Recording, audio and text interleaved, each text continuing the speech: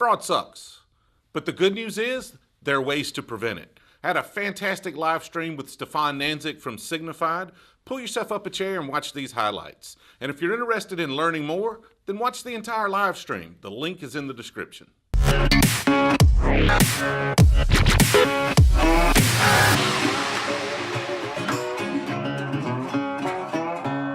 Signifyd is a Silicon Valley-based startup. Two of our founders, Raj and Mike, they're actually like veterans when it comes to fraud prevention for the big and established companies like PayPal, FedEx.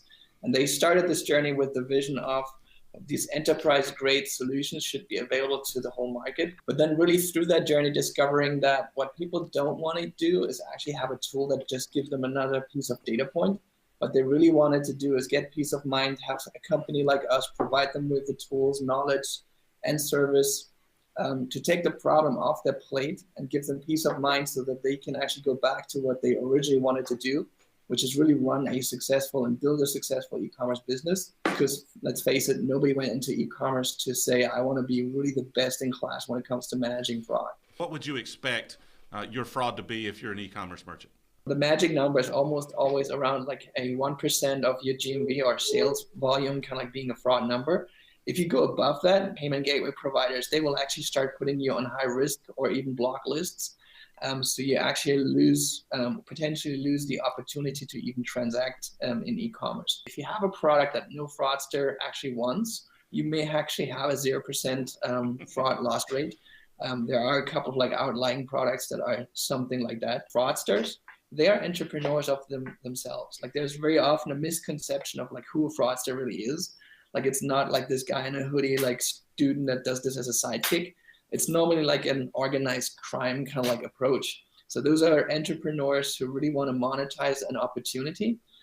So what they need is a certain circumstance of like a product that has a secondary market so that they can easily monetize and scale. Scaling is an important piece. Like if you buy or if you kind of purchase something in a fraudulent way that is not valuable enough, it's going to be really hard logistically just to scale this to the point that you can really monetize this well as a fraudster. Normally would say everything about 50 basis points, like 0.5%, is an alarming signal that you should really reconsider what you're doing on your fraud side. Have you done any studies? Have you seen any information on how consumers look at fraud? Actually, a very important point. As I mentioned, like as a company, we evolve more and more towards not considering the problem just a loss prevention problem, not just a security problem, but really the mitigation, like to protect commerce being this moment when consumers and sellers are actually getting together to transact, and protecting that fragile moment, if you will. So that led us down a journey of not just like treating most of our product development from a customer first, which really means consumer experience first kind of point of view. People get frustrated about redirects in the checkout process. Like you probably all have experience like this.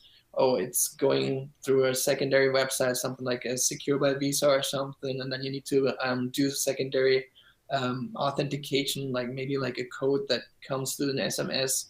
Like all of these friction points are actually being considered like frustration in the buying and checkout process. So that was the first kind of like study that we've done to really mainly look into the friction caused by some fraud concerns. Then also got a little bit more curious in like how aware or sensitive are consumers actually when it comes to the theft angle or to the actual fraud angle.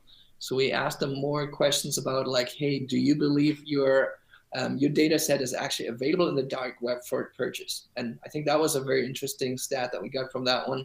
Like in this panel, like about 30-ish% actually said they're pretty certain that their data set is out there in the web and that you can buy it there, which is actually an interesting fact if you think of how okay we are as a society that our data is just like floating there and criminals can just have access to it. If you got like a fraud chargeback on your bank account and you actually went through the process of like disputing that, would you give any negative kind of credibility points to the merchant that was showing up on that statement? And that was actually another number that like a significant amount of like the consumers actually did consider this a negative on the merchant side, even though, if you will, like, I mean, it was a stolen credential site, so the merchant wasn't really at fault. But making sure that you minimize these things actually seems to be crucial. Let me know your thoughts on fraud and fraud prevention in the description of this video. Do not let my opinion be the only one that's heard. As I mentioned before, if you're interested in learning more and you want to watch the entire live stream, the link is in the description. If you like these videos and you're new around here, consider hitting that subscribe button so you'll know each and every time we post new content. Sharing and liking these on social is always helpful and much appreciated. I look forward to seeing you in the next video.